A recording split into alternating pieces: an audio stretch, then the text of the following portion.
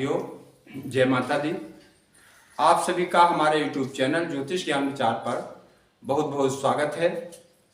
साथियों, हम अपने पिछले वीडियो में आप लोगों को कुंडली की 12 राशियां और लग्न के बारे में बता चुके हैं और कुंडली के 12 भावों के बारे में हमने आपको पिछले वीडियो में जानकारी दे दी है। आज हम उसी चर्चा को आगे बढ़ा रहे हैं।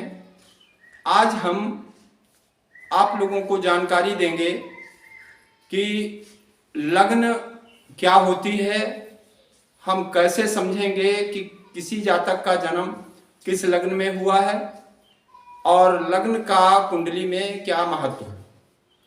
आप लोग अंत तक हमारे साथ बने रहें।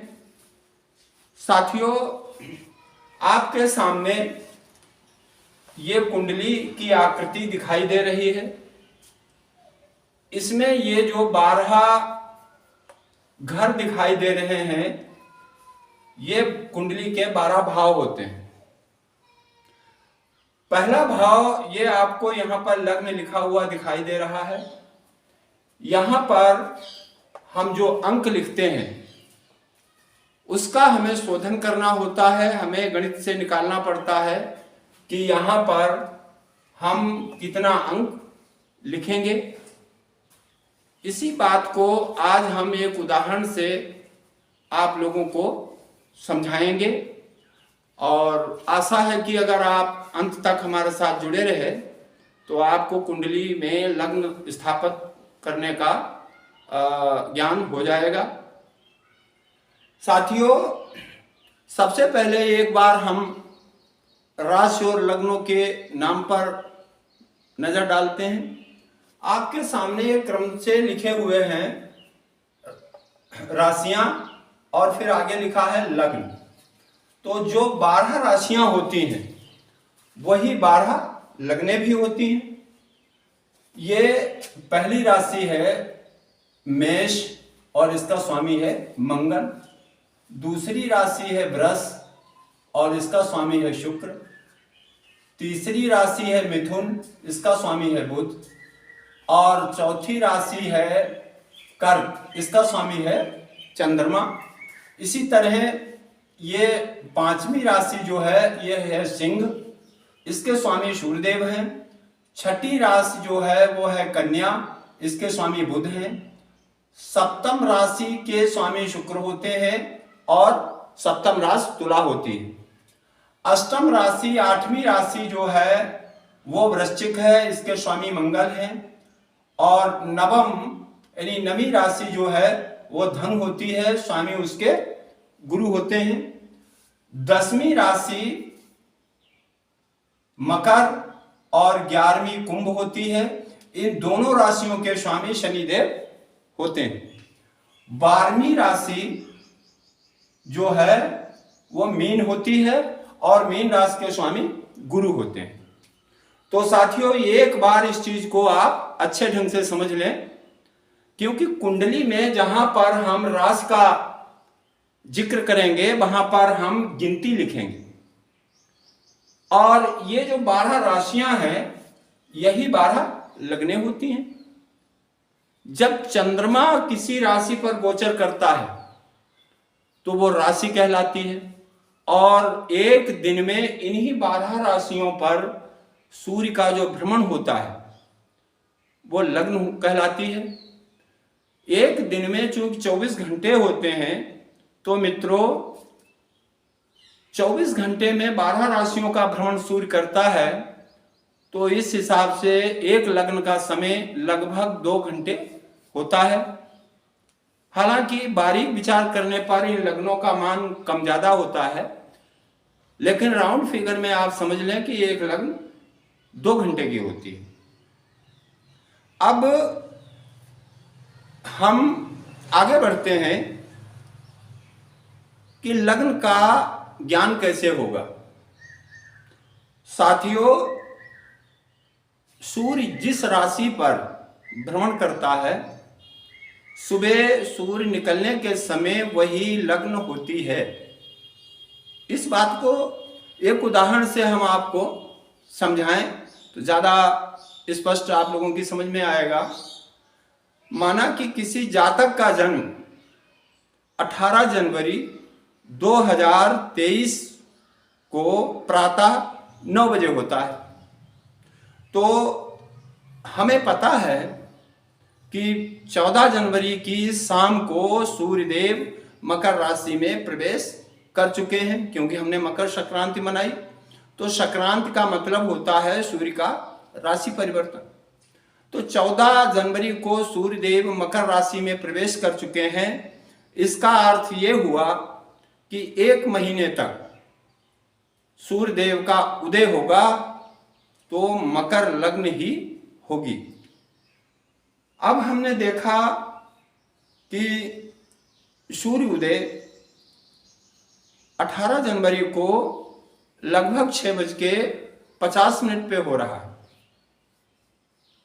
तो 6:50 पर सूर्य का उदय हुआ। तो मित्रों उस समय कौन सी लग्न है? क्योंकि सूर्यदेव मकर राशि में है, इसलिए उस समय लग्न हुई मकर। बच्चे का जन्म हुआ, जातक का जन्म हुआ 9 बजे।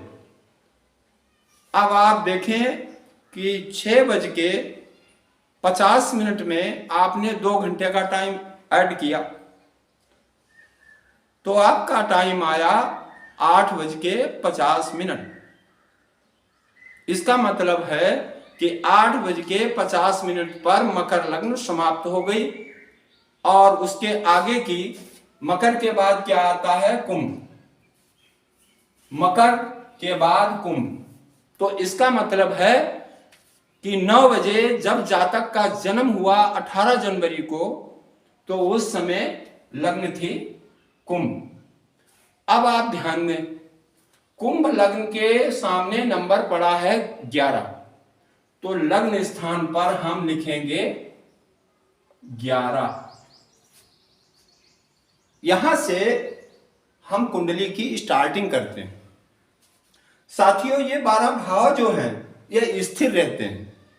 कुंडली में ये भाव पहला भाव ही होगा, जैसा हम अपने पिछले वीडियो में बता चुके हैं।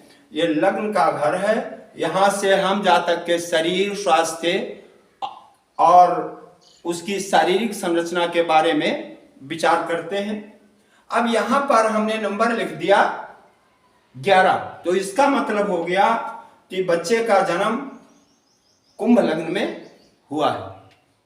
अब आगे बढ़ते हैं तो सूर्यदेव इस प्रकार से घूमते हैं। तो सूर्यदेव अभी यहां हैं, आगे यहां आ जाएंगे तो यहां पर नंबर हो जाएगा, हम उधर ना चल के क्लॉकवाइज नहीं, एंटी क्लॉक इसमें नंबर लिखे जाएंगे। हम यहां पर 11 लिखा है तो अगले घर में यहां पर हो जाएगा 12। हमने जहां पर 12 लिखा है तो वहां पर 12वीं राशि का प्रभाव रहेगा। मतलब इस घर में 12 लिखा है तो इस घर के स्वामी होंगे देवगुरु बृहस्पति। और ये घर कौन सा है? घर ये 12वां नहीं, घर ये दूसरा है जो धन भाव होता है, कुटुंब का होता है। हम अपने पिछले वीडियो में आप लोगों को बता चुके हैं। इसके बाद फिर हम लिखेंगे यहां पर नंबर 1। एक नंबर किसका है? मेष राशि का, और स्वामी कौन है? मंगल। तो 1 का मतलब हुआ कि इसमें आपकी कुंडली में तृतीय भाव में 1 लिखा है, मतलब हुआ कि तृतीय भाव के स्वामी मंगल देव हैं। अब आगे बढ़ते हैं तो चतुर्थ भाव में 2 आ जाएगा और पंचम भाव में 3 आएगा। फिर षष्ठम भाव में आपके 4 आएगा, सप्तम भाव में 5 आएगा और अष्टम भाव में आपके 6 आएगा। नवम भाव में 7 लिखा जाएगा और दसम भाव में आपका जो है वो 8 लिखा जाएगा।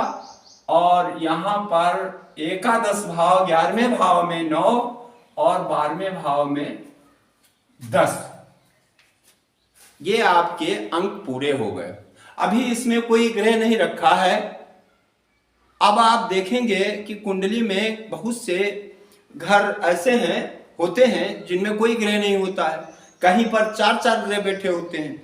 तो जिस घर में कोई भी ग्रह ना हो उस घर में नंबर के स्वामी का आधिपत्य है और उसका प्रभाव माना जाएगा। अब आगे देखते हैं कि ये तो हो गया नंबर सिस्टम, कैसे नंबर डाले जाते हैं। अब आप देखते हैं, आगे बढ़िए, तो हम देखते हैं ग्रहों का स्थापन कैसे करते हैं। तो सबसे पहले हमने देखा चंद्रमा जिस राशि पर होगा उसी नंबर पे चंद्रमा लिखा जाएगा। तो 18 जनवरी को हमने देखा कि चंद्रमा जो है 18 जनवरी को चूंकि अनुराधा नक्षत्र था और चंद्रमा वृश्चिक राशि पर था, तो वृश्चिक राशि पर चंद्रमा था। अब आप देखें राशि क्रम में वृश्चिक राशि 8वें नंबर पर आती है, तो कुंडली में जहां पर 8 लिखा है हमने वहां पर लिख दिया चंद्र। और सूर्य के बारे में हम आपको अभी पहले बता चुके हैं कि सूर्य देव किस राशि पर गोचर कर रहे हैं जनवरी में, 14 जनवरी के बाद मकर राशि पर। तो मकर राशि क्रम में 10वें नंबर पर है, तो हमें लिखना पड़ेगा 10 नंबर के साथ सूर्य। तो ये सूर्य जो है ये द्वादश भाव है, ये भाव है मित्रों 12वां और राशि यहां पर है मकर, तो हमने यहां पर सूर्य लिख दिया। इसी प्रकार पंचांग में हम अन्य ग्रहों की स्थिति देखते हैं और आगे बढ़ते हैं। देवगुरु बृहस्पति का गोचर मीन राशि पर है। साथियों, सूर्य देव मकर राशि पर गोचर कर रहे हैं, तो हमने सूर्य देव को मकर राशि 10वीं है तो 10 नंबर में सूर्य को लिख दिया। आगे हमने देखा कि शुक्रदेव भी मकर राशि पर हैं 18 जनवरी को, तो शुक्रदेव को भी हमने 10 नंबर पे लिख दिया। उसके बाद पंचांग में हमने देखा कि मंगल वृष राशि पे गोचर कर रहे हैं, तो वृष राशि दूसरी होती है, तो मंगल को हमने वृष राशि में लिख दिया।